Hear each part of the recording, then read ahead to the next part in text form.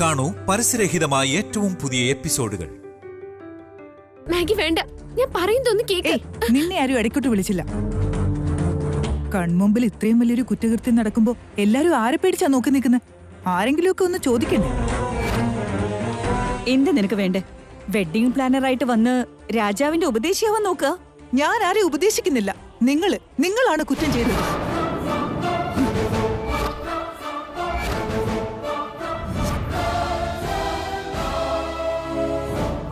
എന്ത് നിങ്ങൾ ഈ പറയുന്നത്? നിങ്ങൾ കാണിച്ചു കൂട്ടിയതിനെ കുറിച്ച് തന്നെയാണ് മാഡം. അതെങ്ങനെ? അനാഥകൾക്ക് നിങ്ങളുടെ മരുമക്കളായിരിക്കാൻ യോഗ്യതയില്ലെന്ന്. കൊട്ടാരം വീടിനൊരു അനന്തരാവകാശി വേണം. പക്ഷെ അതൊരിക്കലും നിന്നിൽ നിന്നാവരുത് വൈദേഹി. അതെന്താ അമ്മ, എന്തിനാ എന്നോട് ഇത്ര നീചമായ രീതിയിൽ പെരുമാറുന്നത്? കാരണം നീ ഒരു അനാഥയാണ് വൈദേഹി.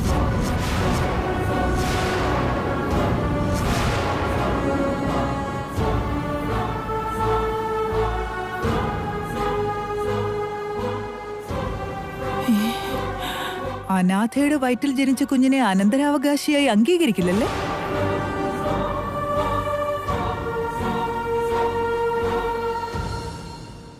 അതിന്റെ പേരില് മരുമോളെ വീട്ടിൽ നിന്ന് പറഞ്ഞു വിട്ടിട്ട് മോന് വേറൊരു കല്യാണത്തിന് ഒരുങ്ങുന്നു.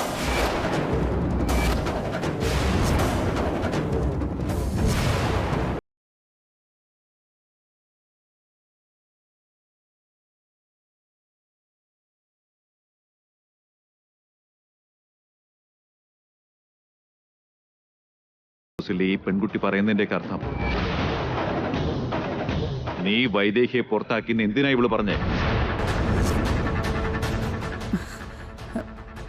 ഇവക്ക് എന്നിട്ട് കേടാന്ന് എനിക്ക് മനസ്സിലാവുന്നില്ല. ഒന്ന് പറഞ്ഞേക്കാം, വെറുതെ പ്രശ്നം ഉണ്ടാക്കണ്ട. ഇറങ്ങി പോവാൻ നോക്ക്. പോയേ. പോവില്ലെങ്കിലും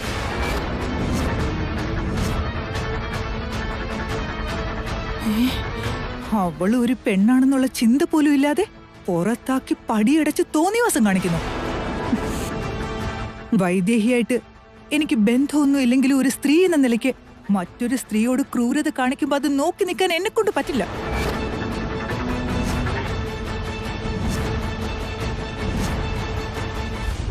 ഹലോ ഹലോ ഹലോ, ആരാ നീ? എന്ത് ചെയ്യാനാ ഇങ്ങോട്ട് വന്നേ? ഇവിടുത്തെ കാര്യം എന്തറിഞ്ഞിട്ടാ ക്രൂരതയാണ് മാങ്ങാത്തൊലിയാണെന്നൊക്കെ പറയുന്നത്? എല്ലാ കാര്യങ്ങളും എനിക്ക് അറിയാം ഊർമിളെ.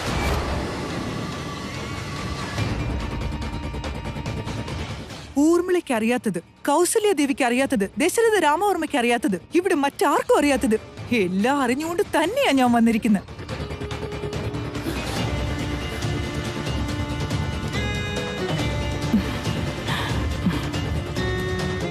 തെറ്റുകളുടെ കൂമ്പാരവുമായി പവിത്രതയുടെ മുഖംമൂടി അണിഞ്ഞു നിൽക്കുന്നവർക്കറിയാവുന്നതെല്ലാം ഞാനും അറിഞ്ഞു കഴിഞ്ഞിരിക്കുന്നു. ഇന്ന് ആ മുഖംമൂടിയാണ് അഴിഞ്ഞു വീഴാൻ പോകുന്നത്.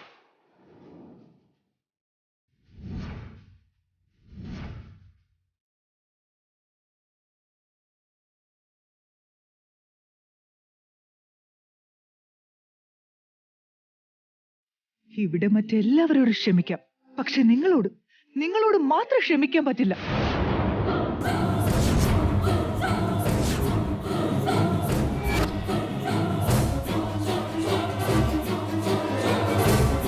വീട്ടിൽ നിന്ന് മരുമോൾ ഇറങ്ങിപ്പോയിട്ട് എത്ര നാളായി? എല്ലാം അറിയുന്ന കൗസല്യാദേവി എന്തിനവൾ ഇറങ്ങിപ്പോയെന്നോ എവിടെയായിരുന്നെന്നോ അന്വേഷിച്ചോ?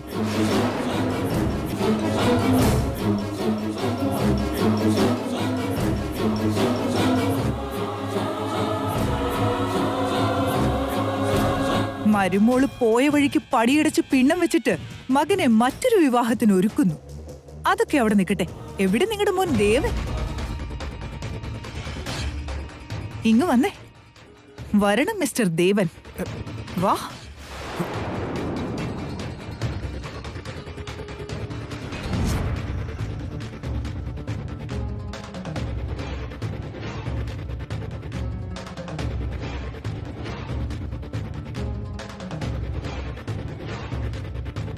വൈദേഹി ജീവനാണെന്നും പറഞ്ഞ് പുറകെ നടന്ന് കല്യാണം കഴിച്ചിട്ട് നിങ്ങൾ എങ്ങനെ ഇങ്ങനൊരു രണ്ടാം കല്യാണത്തിന് ഒരുങ്ങി? ഒരു 6 മാസക്കാലം അവരൊന്ന് മാറിയപ്പോഴേക്കും എവിടെ പോയി ആ സ്നേഹം?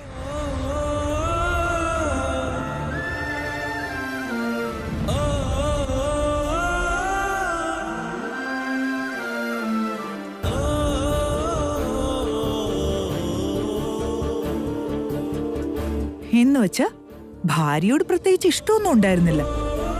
അമ്മ പറയുന്നത് മാത്രമാണ് വേദവാക്യം. കണ്ണടച്ച് കൊക്കെ ചാടാൻ പറഞ്ഞ ചാടുമായിരിക്കും.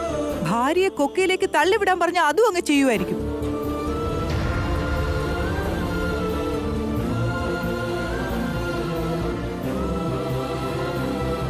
ഏയ് മതി, നിർത്ത്.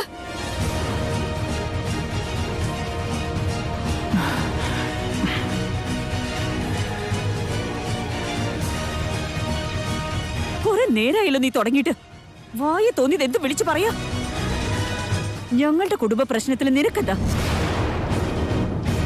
വലിയ കാര്യം അന്വേഷിക്കതേ മര്യാദക്ക് ഇവിടുന്ന് ഇറങ്ങിപ്പോ.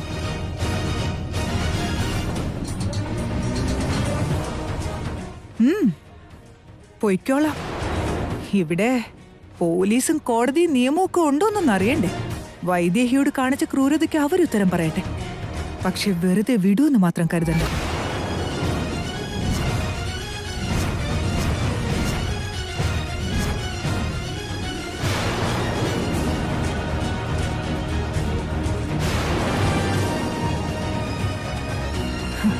ഈ കല്യാണത്തിന് യാതൊരു എതിർപ്പുമില്ലാന്ന് വൈദേഹി സ്വന്തം കൈപ്പടയിൽ എഴുതി പോലീസിനെ ഏൽപ്പിച്ചിട്ടാ പോയത്. ഇതിൽ കൂടുതൽ നീ എന്ത് ചെയ്യാനാ? വൈദേഹി ഉണ്ടായിരുന്നെങ്കിലും ഈ കല്യാണം നടന്നേനെ. ഒരിക്കലും നടക്കില്ല.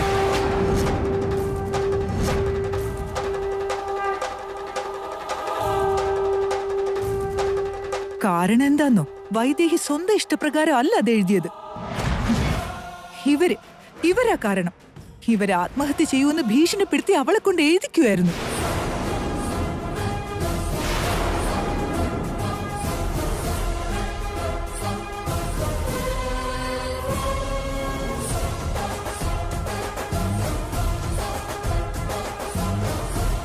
മനസ്സില്ലാതെ എഴുതിയതെന്ന് നിനക്ക് എങ്ങനെ അറിയാം? വൈദേഹി അതെല്ലാം നിന്നോട് പറഞ്ഞിട്ടാണോ നാട് വിട്ടുപോയത്? അതേലോ, വൈദേഹി എന്നോട് എല്ലാ കാര്യങ്ങളും ഷെയർ ചെയ്തിട്ടുണ്ട്.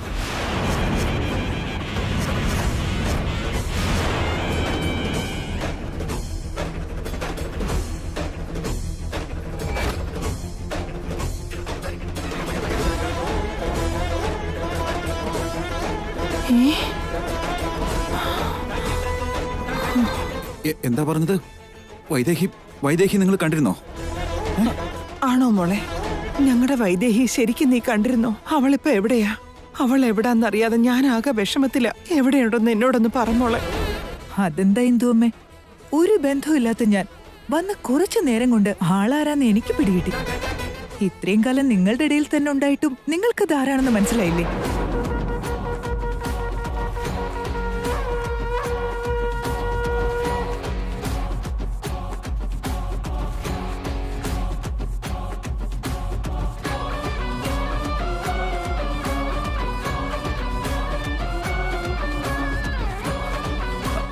ഞങ്ങളുടെ കൂടെ ഇവിടെ ഉണ്ടെന്ന് എനിക്കറിയാം. പക്ഷെ നേരിട്ട് മുന്നിൽ വരാതെ ഒളിപ്പോര് നടത്തിക്കൊണ്ടിരിക്കുകയല്ലേ. നിങ്ങൾ കണ്ണുകൊണ്ട് മാത്രം നോക്കി, അതുകൊണ്ടാ കാണാൻ പറ്റാതായത്. മനസ്സുകൊണ്ട് തെരഞ്ഞിരുന്നെങ്കിൽ എന്നെ കാണാൻ പറ്റിയെന്നെ ദേവ.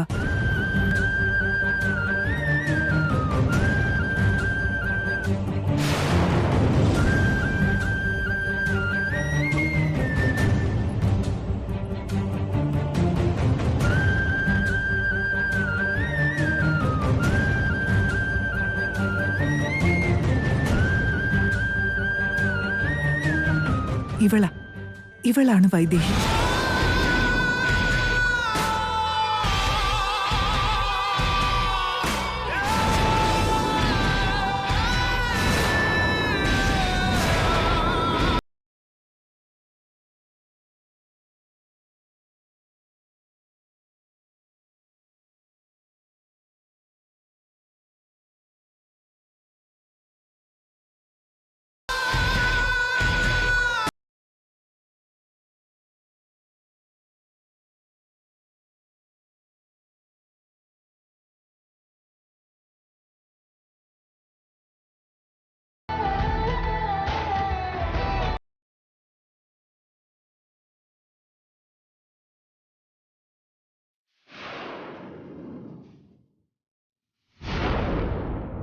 ഏയ്, എന്തു വട്ടായി പറയുന്ന? ഇവളെങ്ങനെ വൈദേഹിയാവാൻ?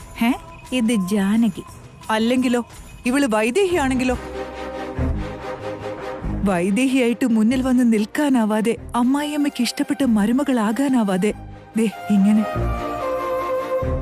ജാനകിയായി മാറി നിൽക്കാനാണ് ഇവളുടെ വിധി.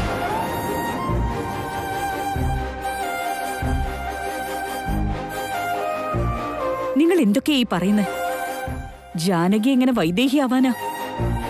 വൈദേഹിയുടെ ഫോട്ടോ നീ കണ്ടിട്ടുണ്ടോ? ഫോട്ടോ കാണേണ്ട കാര്യമില്ല.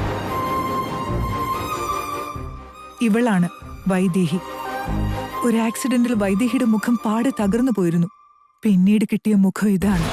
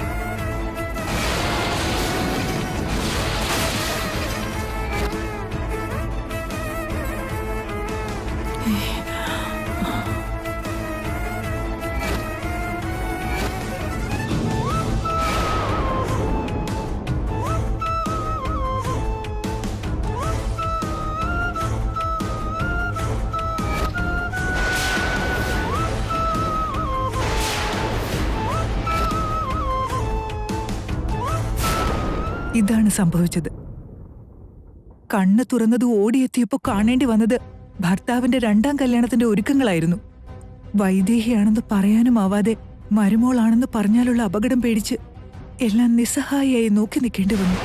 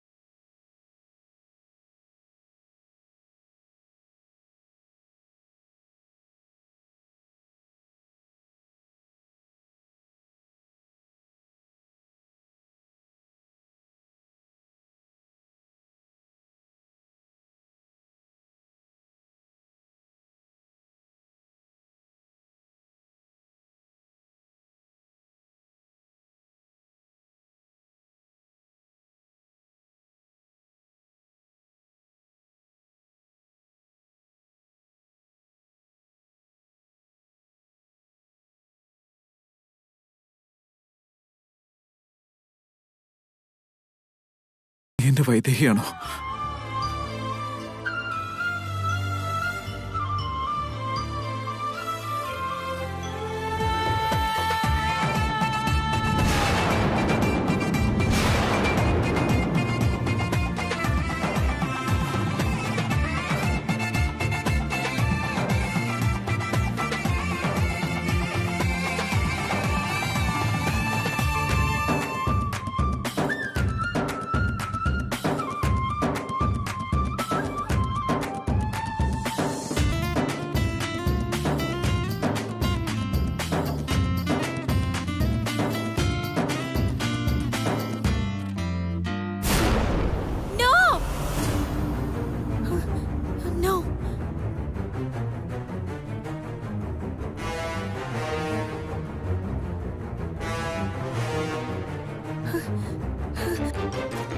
നോ, ഇല്ല ദേവേട്ടാ.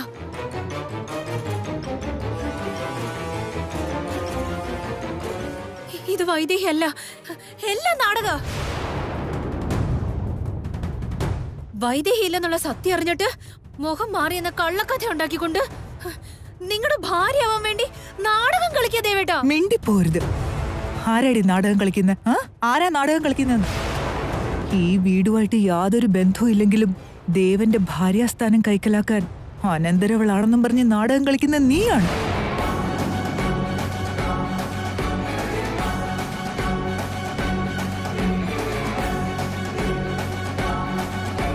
നിന്റെ കഥ ഞാൻ പിന്നീട് തെളിയിച്ചു തരാം. ദേവ, ഇനി നീ മറ്റൊന്നും ചിന്തിക്കണ്ട. അവളാണ് നിന്റെ വൈദേഹി. തമ്മിൽ അകന്നു കഴിഞ്ഞ രണ്ടുപേരും എത്രമാത്രം നരകം അനുഭവിച്ചു കാണും. ഇനിയെങ്കിലും അവളെ കൂടെ ചേർത്ത് നിർത്തും.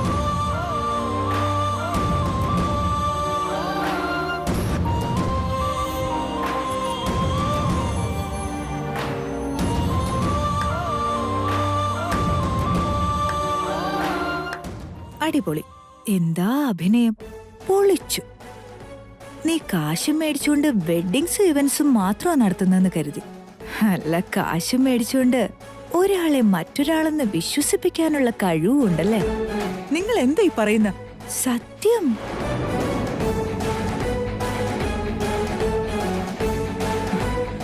അമ്മേ, ഈ ജാനകി അനാഥയാണെന്ന് പറഞ്ഞതും ഇന്ദുവമ്മയെ രക്ഷിച്ചതും അങ്ങനെ ഈ വീട്ടിൽ കയറി പറ്റിയതുമെല്ലാം കരുതിക്കുട്ടി നടത്തിയ ഗൂഢാലോചനയായിരുന്നു.